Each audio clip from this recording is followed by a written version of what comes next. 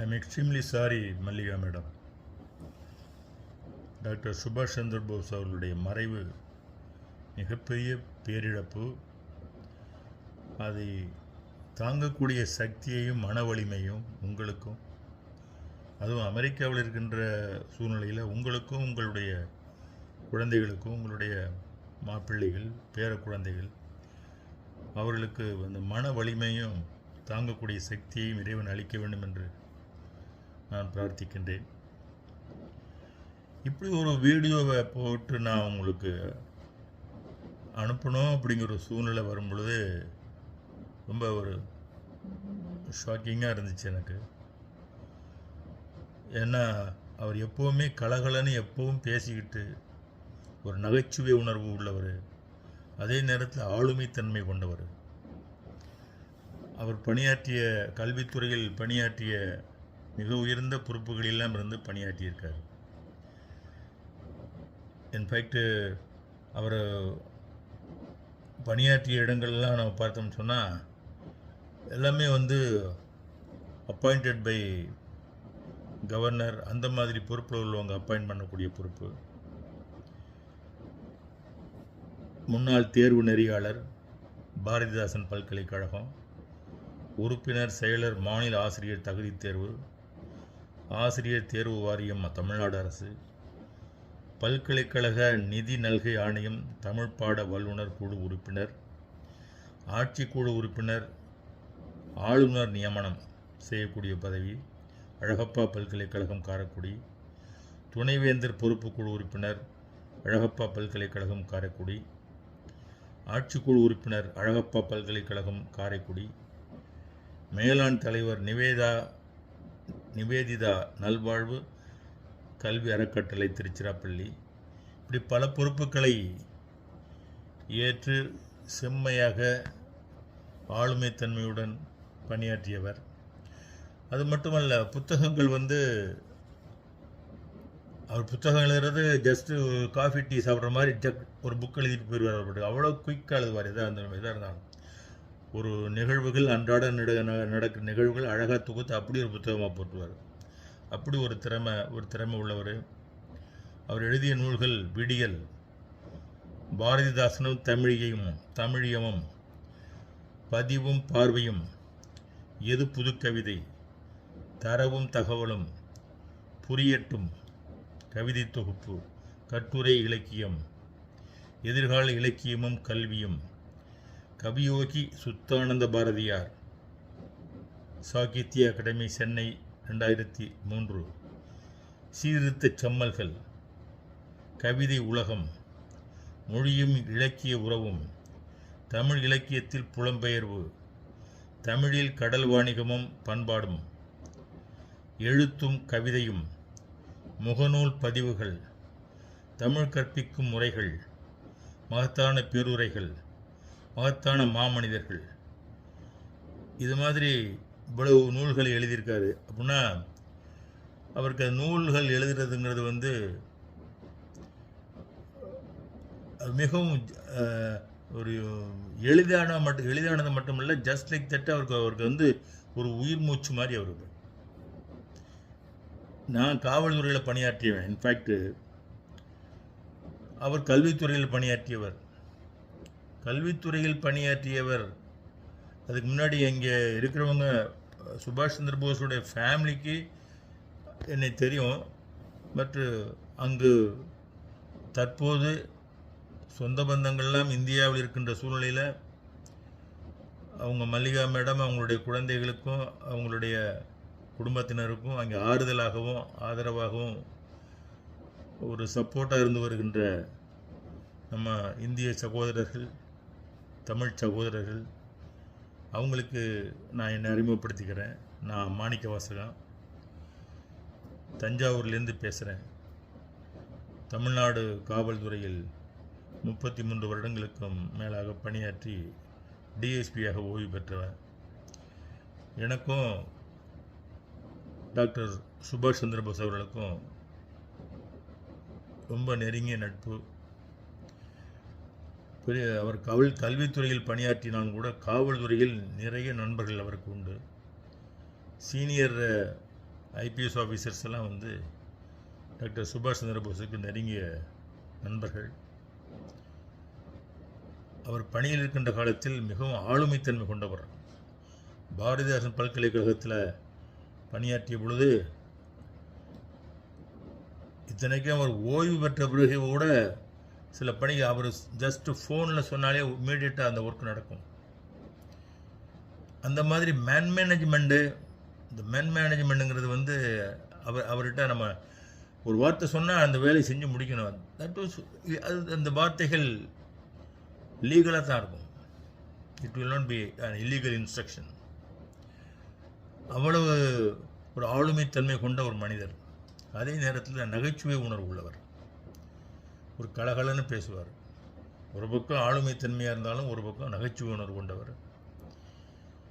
அவர் இங்கேருந்து போகும் பொழுது, நான் போயிட்டு பிள்ளைங்களாம் பார்த்துட்டு வந்துடுவேன் அப்படின்னு சொல்லிட்டு தான் போனார். பட்டு போயிட்டு அமெரிக்க மண்ணிலேயே அவருடைய இறுதி மூச்சு இருக்குங்கிறத வந்து நாங்கள் எதிர்பார்க்கவே இல்லை.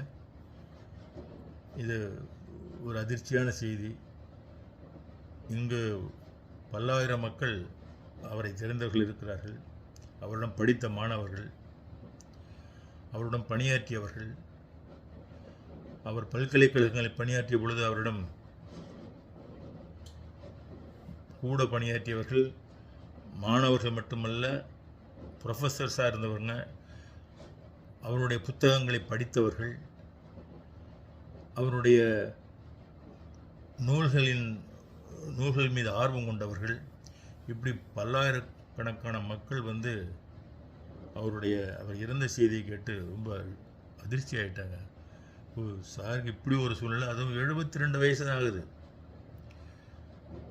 1951 ஆக்சுவலாக அவர் பிறந்திருக்காரு. 72 வயசு ஆகுது. இந்த சூழ்நிலையில் இப்படி ஒரு நம்ம விட்டு பிரிந்தது ஒரு மிகப்பெரிய இழப்பு. அவருக்கு வந்து நான் வந்து காவல்துறையில் பணியாற்றி ஓய்வு பெற்ற பிறகு எனக்கு நான் எப்படி நானும் ஒரு புக்கு எழுதணும்னு நான் நினைக்கல. ஆக்சுவலாக நான் பிளாக்கில் எழுதிட்டு வந்தேன். பிளாக்கில் எழுதிட்டு வந்ததை அவர் படிச்சிருக்கார். ஏற்கனவே அறிமுகம் இருக்குது எங்களுக்கு. நான் பிளாக்கில் எழுதிட்டு வந்த அந்த நிகழ்வு நிறைய உன்னிப்பாகவும் ஆர்வம் படிச்சிருக்கார். தொடர்ந்து படிச்சுட்டு வந்தவர் எனக்கு ஃபோனில் பேசினார். மாணிக்க வாசகம், அதை நான் படிக்கிறேன், பிளாகில் நீங்கள் எழுதுறத, அதை ஏன் நீங்கள் புத்தகமாக போடலாமேனாரு. நான் காவல்துறையில் புத்தகம் போடுற மாதிரி ஒரு எக்ஸ்பீரியன்ஸ் எங்களுக்கு இதுவரை நாங்கள் வந்ததில்லை. மேக்ஸிமம் வந்து இன்வெஸ்டிகேஷன், கேஸ் டைரின்னு போயிடும். புத்தகம் போடுறது அப்படிங்கிறது வந்து கல்வித்துறையில் இருக்கவங்களுக்கு ஈஸியாக போயிடும். பட் எங்களுக்கு அப்படி ஒரு வாய்ப்பு இதுவரை கிடைக்கல அப்படின்னு சொன்னேன். உடனே அவர் ஒன்று அதை பற்றி நீங்கள் கவலையப்படாதீங்க, உங்கள் பிளாக்கை வந்து அப்படியே நான் சொல்கிற முகவரிக்கு அனுப்புங்க. அடுத்த ஒரு 1 வீக்கில் உங்களுக்கு ரஃபாக புக் ரெடி பண்ணி கொடுத்துருவார். அதுக்கப்புறம் நீங்கள் அதை ப்ரூஃப் கரெக்ஷன் பண்ணிவிட்டு கொடுங்க, உங்களுக்கு புக்கு வந்துடும் அப்படின்னா. அப்படி போட்ட புத்தகம் தான் இந்த புத்தகம். இது வந்து சுபாஷ் சந்திர போஸ் இல்லைன்னு சொன்னால், இன்று அமரராகி போய்விட்ட டாக்டர் சுபாஷ் சந்திர போஸ் அவர் இல்லைன்னா அந்த புக்கெல்லாம் என்னால் போட்டிருக்க முடியாது. கிட்டத்தட்ட 544 பக்கம், எல்லாமே ஆங்கிலத்தில் இருக்கும். அதனால தான் என்னுடைய ப்ரீஃபேஸில் கூட நான் ஸ்பெசிஃபிக்காக அவரை நான் மென்ஷன் பண்ணியிருப்பேன். I would like to express my thanks to Dr. Subhash Chandra Bose, PhD, for his brotherly affection in the task of compiling this book அப்படின்னு ஸ்பெசிஃபிக்காக எழுதியிருப்பேன். அதே மாதிரி என்னை பற்றின ஒரு அறிமுக உரையும் அவர் தான் இந்த புத்தகத்தை கொடுத்துருக்காரு. ப்ரொஃபஸர் பி சுபாஷ் Chandra Bose, PhD, member of syndicate, Alagappa university, Karaikudi. இதை வந்து படிச்சுட்டு என்னுடைய நண்பர்கள் சொன்னாங்க, ப்ரொஃபஸர் சுபாஷ் சந்திர போஸ் கொடுத்துருக்க அந்த அறிமுக உரையை உங்களுக்கு வீட்டில் நீங்கள் ஃபோட்டோவில் ஃப்ரேம் பண்ணி போடலாம், அவ்வளோ அழகாக கொடுத்துருக்காருங்க உங்களுக்கு அப்படின்னாரு. அப்படி ஒரு நெருங்கிய நண்பர்கள் நாங்கள். அவர் நான் இங்கே இந்தியாவுக்கு இடையில வந்து யூஎஸ்லேருந்து இங்கே வந்த பிறகு நானும் என்னுடைய மனைவியும் போயிட்டு நான் அவர் வீட்டில் பார்த்தோம் திருச்சியில். நல்லா இருந்தார், நல்லா பேசினார். ஆனால் மனதுக்குள்ளே வந்து அவருக்கு ஒரு எண்ணம் ஓடியது மாத்திரம் என்னால் உணர முடிஞ்சது. தனக்கு உடல்நிலை முழுவதும் சரியாகலை அப்படிங்கிற மாதிரி ஒரு எண்ணம் அவருக்குள்ளே ஓடிக்கிட்டு இருந்தது. அது வெளிப்பட்டது என்னால் உணர முடிஞ்சது. இருந்தாலும் நீங்கள் யூஎஸில் போயிட்டு இந்த ட்ரீட்மெண்ட் கம்ப்ளீட் பண்ணிட்டு வந்துடலாம்னு தான் திருப்பி வந்தார். இங்கே அடிக்கடி பேசுவார். நிறையா முகநூல் பதிவுகளை படிச்சுட்டு இது நல்லா இருக்கு, உங்களுடைய பதிவு நல்லா இருக்குன்னு சொல்லி பாராட்டுவார்.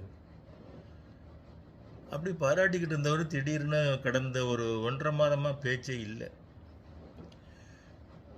ஒரு நாள் நானாக பேசினேன். பேசும்பொழுது குரலே மாறி போயிடுச்சு அவருக்கு. அவர் வாய்ஸ் மாறினது மட்டும் இல்லை, அவருடைய வாய்ஸில் ஒரு ஒரு வருத்தம், ஒரு மாதிரி ஒரு தயக்கம், இதெல்லாம் தெரிஞ்சது. சார் நான் தைரியமாக இருங்க சார், உங்களுக்கு வில் பவர் எப்போவுமே நீங்கள் அதிகம் உள்ளவர், நீங்கள் மீண்டு வருவீங்க, கவலைப்படாதீங்க, தைரியமாக இருங்க அப்படின்னு சொல்லி ஆறுதல் சொல்லிவிட்டு அதுக்கு மேலே என்னால் பேச முடியலை. அவராலேயும் நான் அவரை டிஸ்டர்ப் பண்ணக்கூடாது ஃபோனில் அப்படின்ட்டு நான் வச்சுட்டேன். அதுக்கு பிறகு ஒரு 15-20 நாள் அவர்கிட்ட எந்த சத்தமும் இல்லை, ஒரு பேச்சும் இல்லை. நான் ஐ தாட் தட்டு சரி ட்ரீட்மெண்ட்டில் இருப்பார், நம்ம டிஸ்டர்ப் பண்ண வேண்டாம்னு தான் நான் நினச்சிட்டு இருந்தேன். திடீர்னு பார்த்தா எனக்கு இந்த கண்ணீர் அஞ்சலி போஸ்ட்டு பார்த்துட்டேன். ஷாக் ஆகிட்டேன். உடனே நான் மேடத்துக்கிட்ட ஃபோனில் அடுத்த நிமிஷமே பேசினேன். அவங்க ரொம்ப உடஞ்சி போயிட்டாங்க, அவங்களால பேச முடியல. என்ன செய்ய முடியும், இங்கே பாருங்கள், இந்த அமெரிக்காங்கிறது பக்கமாக இல்லை, சிங்கப்பூர் மலேசியானா ஆல்ரைட்டு அடுத்த நிமிஷம் முடியாது இருந்தாலும் தூக்கி வரலாம் போகலாம். பட்டு அமெரிக்காங்கிறது பூமி பந்தனுடைய அந்த பகுதியில் இருக்குது.